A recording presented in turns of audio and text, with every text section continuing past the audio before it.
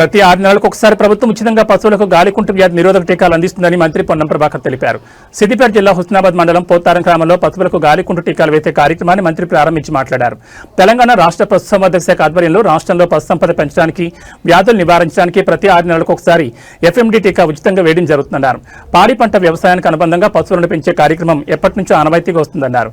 ఎరువులకు ఉపయోగపడి మన ఆరోగ్యాన్ని ఇచ్చే పాల ఉత్పత్తి పెంచడానికి రైతులంతా పాడి సంపద పెంచాలని కోరారు. ప్లాస్టిక్ నిర్మూలించేలా కృషి చేయాలని, ప్రతి గ్రామానికి స్టీల్ బ్యాంక్ అందజేస్తామని, దానిని గ్రామస్తులు వినియోగించుకోవాలని అన్నారు. నేను గవర్నమెంట్ ఇవ్వకముందే కొనకాచి చేసుకున్నాను. అందరూ ఎత్తారు పూర్తిగా నిర్మూలించడానికి దీని యొక్క ముఖ్య ఉద్దేశం. ప్లాస్టిక్ వాడితే 10 రోజులకు 5 రూపాయలు ఇస్తే నష్టం లేదు. ప్లాస్టిక్ ప్లేట్ కూడా 5 రూపాయలు కొనుక్కోవాలి. అందులో వడంగానే ఆ ప్లాస్టిక్.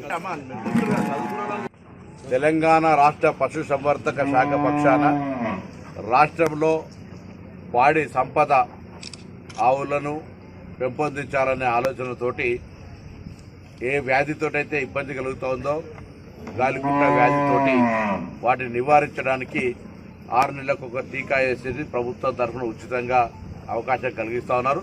దీన్ని రైతులంతా వినియోగించుకొని మనం ఎప్పుడు కూడా పాడి పంట జంట కవుల్లాగా వ్యవసాయానికి అనుసంధానంగా ఆవులు బర్రెలు పెంచేటువంటి కార్యక్రమం ఎప్పుడు కూడా గత ఆనవాయితీ ఎప్పటి నుంచో చరిత్రలో ఉంది.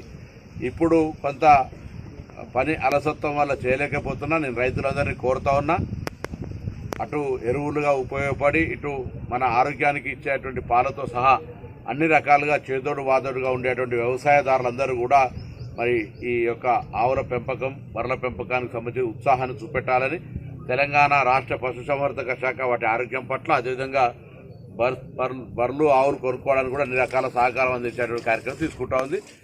ఈ అవకాశం వినియోగించుకొని తెలంగాణలో పాడి సంపదను పెంచే ప్రయత్నం జరగాలని కోరుకుంటాను.